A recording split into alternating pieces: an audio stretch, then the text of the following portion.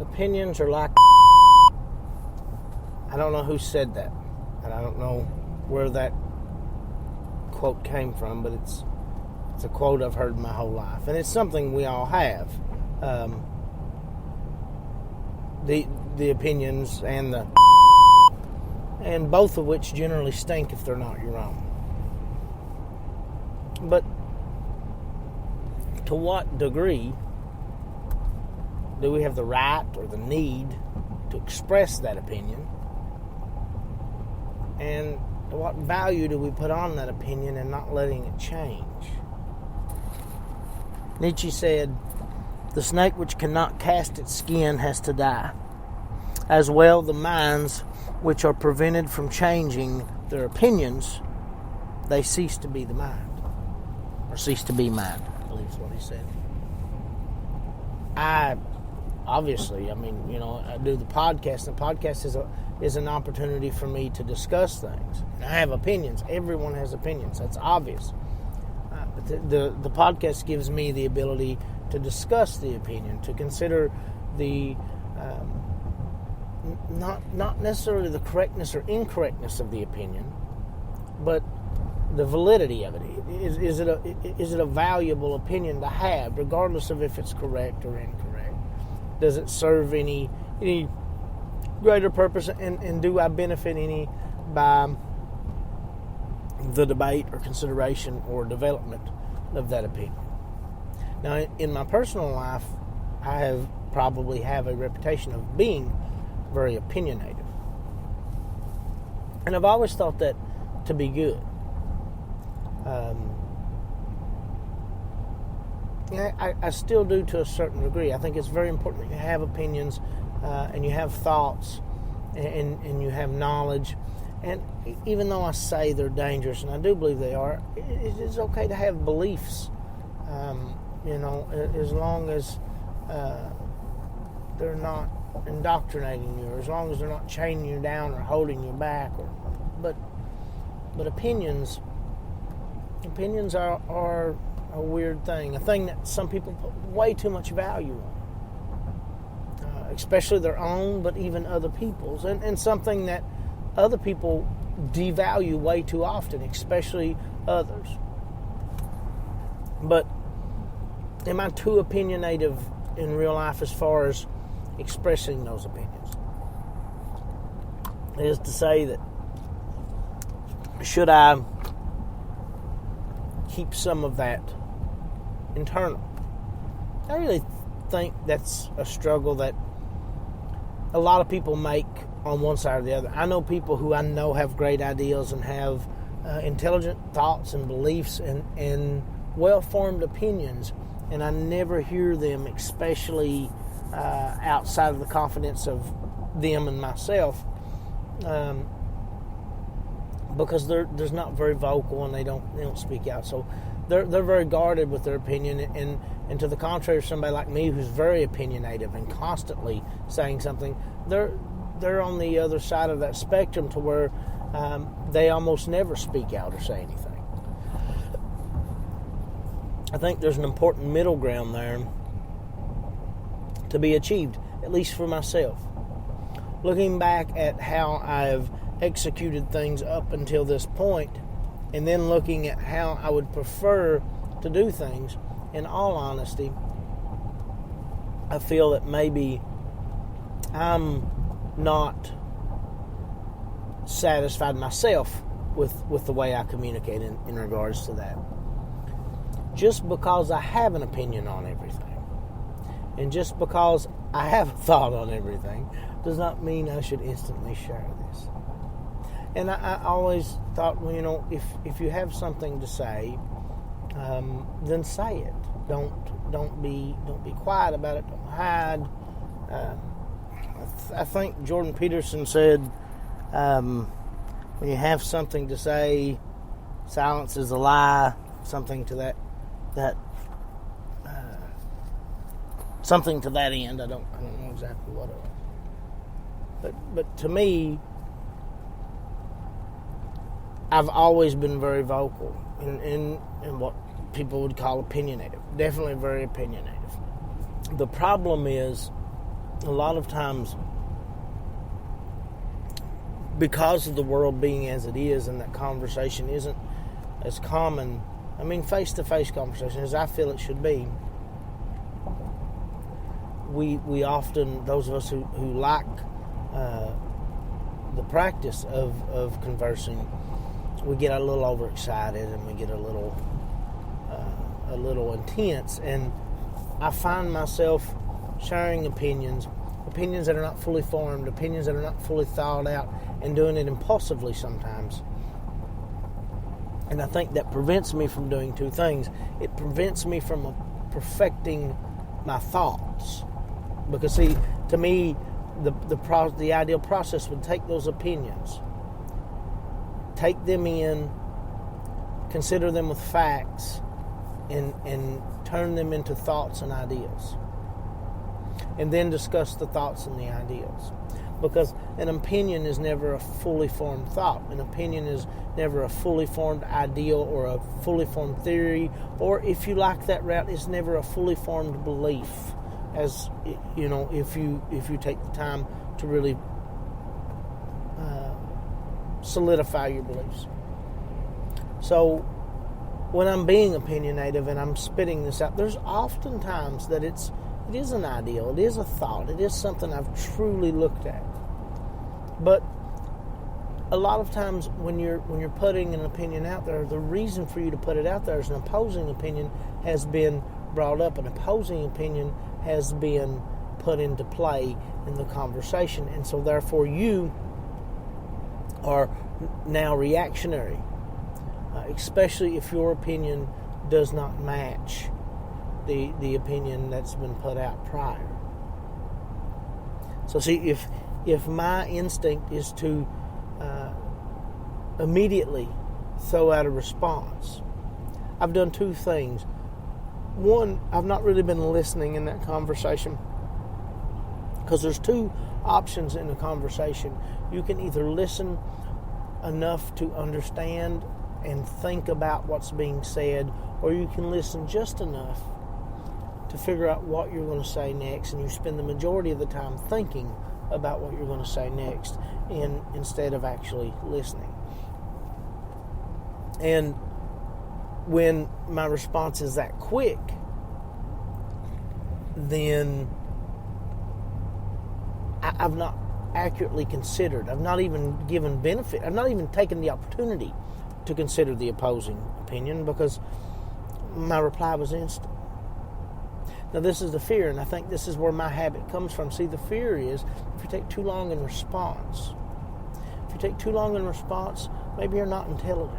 If you take too long in response, maybe you don't have an opinion on the situation. If you take too long to respond, maybe there's a deficiency to some regard on your mental ability, your knowledge base, whatever it is. So a quick and speedy rebuttal does two things. It proves I have thoughts on this. I have an opinion. My mind works.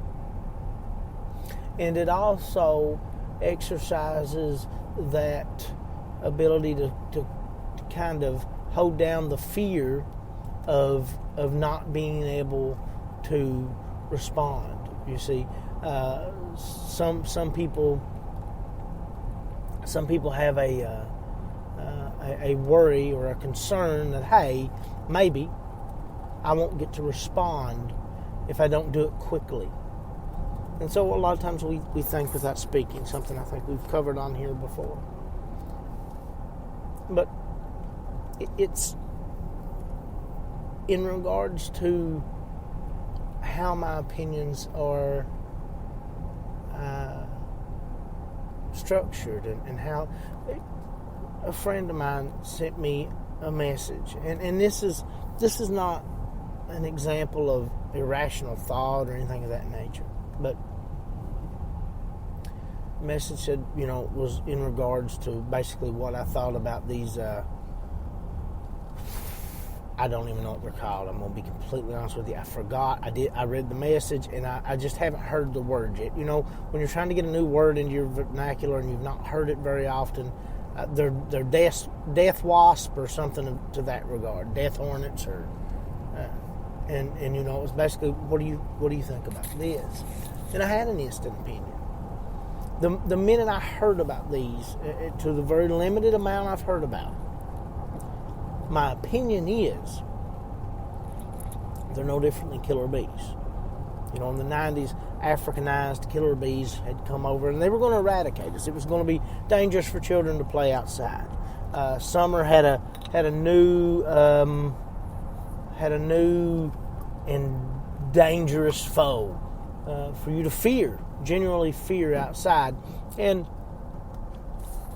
that as well is a part of my thought process when I hear this.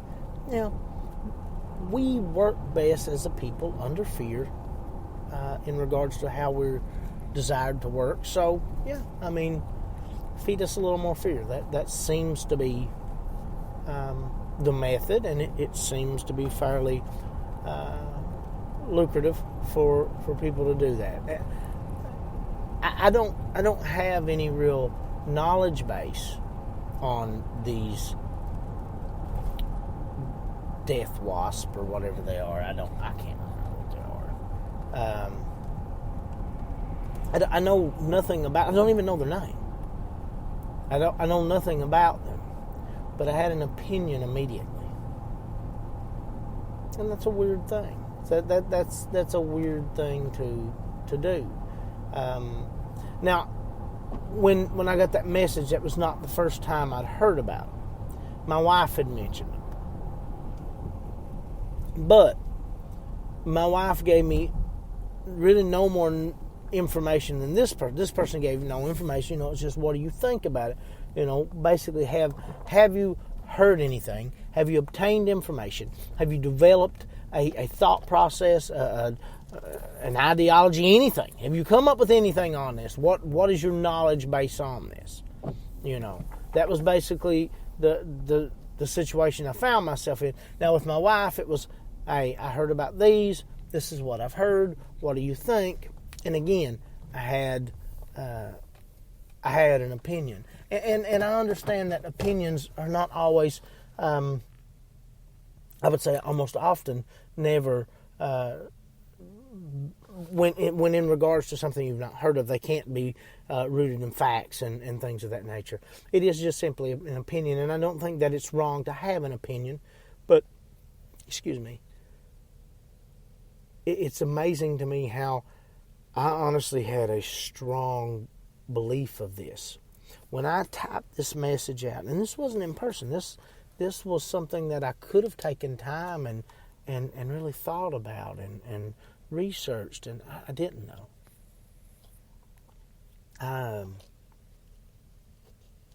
My reply was fairly quick, instant actually.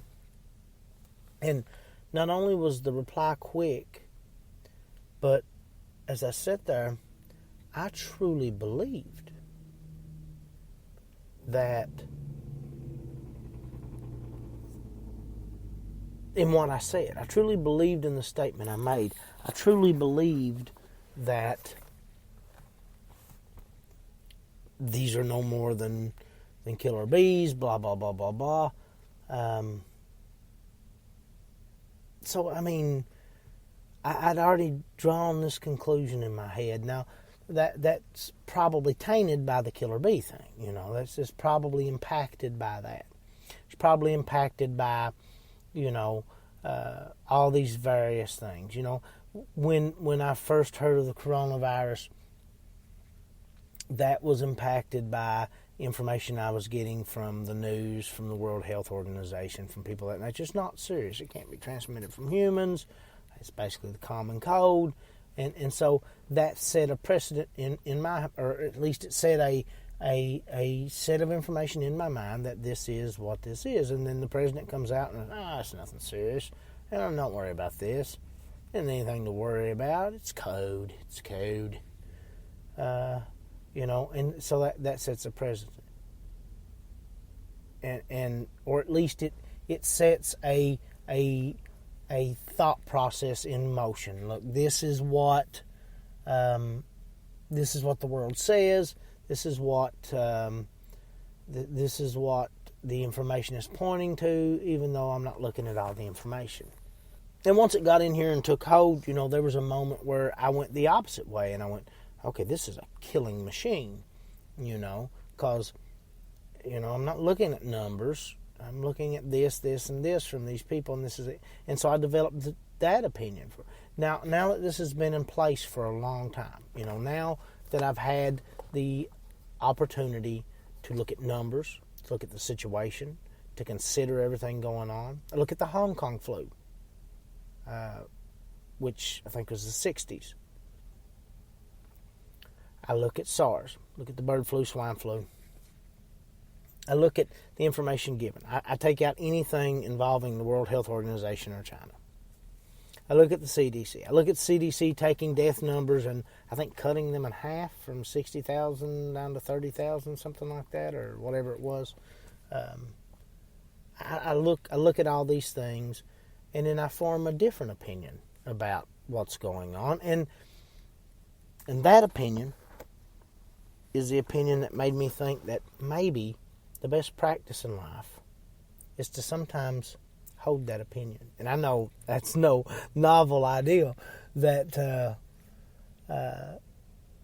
many people far more intelligent than myself, and probably many of the people listening to this, came to that conclusion a long time ago. I'm just very opinionative, and it took me a while to get there. But I have an opinion on the coronavirus now, an informed opinion in my opinion, and I know two things about that opinion now. Three things about that opinion. One, there's no real benefit to me sharing it other than with people who are fairly open-minded, where I could sit down and discuss things backwards and forwards. Because if they have a pure set agenda or belief or opinion, whatever the situation is, then whether we agree or disagree, they often feel like they're being attacked, even when you agree with them. It's just the nature of people that aren't sure about their thoughts and aren't sure about their ideas and are indoctrinated to some degree. And the second thing is, I don't have to talk about this and spread this. Second thing is, I have to be open to the possibility that the numbers will change or that something will look different. I have to be open to the possibility that I'm wrong. Very open to that possibility, and understand very well that I am completely wrong. Or that I could be completely right. But either way, that as long as I can keep open the possibility one way or the other, then that idea or that opinion, that thought process can grow and change and morph. And I guess the third thing is that I've got to understand that there's no real value in my opinion. Not in terms of anything measurable. In terms of somebody that wants to hear it, then my opinion may hold some value. But it holds no physical value, no actual value. And it never did to other people. But sometimes your opinion has a lot of value to you in regards to you let it define who you are. So you get comfortable with who you are. You get happy with who you are. So then you get protective of opinions and ideas, because if opinions and ideas change, then you change who you are as a person. And a lot of people don't want to do that, Send me an email. Let me know. Did any of that make sense? Was it a pure ramble? Do you agree? Do you disagree? Do you have a feeling one way or the other? The yellow and blue make green. What's your opinion on opinions? I would really like to know. Nietzsche said, "A thinker sees his own actions as experiments and questions, as attempts to find out something. Success and failure are for him answers above all." Started with Nietzsche, we end with Nietzsche. There's a lot of Nietzsche. Nietzsche is a guy heavily based in opinions. Actually, I don't have the exact memory of it, but there is a Nietzsche quote on opinion. I'm not sure. I know Nietzsche said, there are no facts, only interpretations. But I know there was something he said about opinions. But in regards to ideals, Nietzsche said, "Do not refute ideas. I merely put on gloves when I deal with them." He's a weird guy. There's things, in my opinion, very important to say, that I disagree with him on greatly, things that I see, but we come from very different times and very different situations in life. What's your opinion on this show about opinions? It's talkjunkie@gmail.com. Book will be out when it's out. I got no dates to give you right now, so there's no point in even doing anything in that regard. Check out your local businesses. Do what you can. It is hard. Like, people want to act like it's not hard. It is hard. It's not always convenient or easy. So I understand when you do it, you're making an effort to do it. So make that effort to do it and do what's right and be good people. Don't suck. Don't be mean to other people. Don't let your opinions negatively affect other people. That is not to say hide your opinions so that others feel comfortable. But don't let your opinions be just vicious and mean or indoctrinated.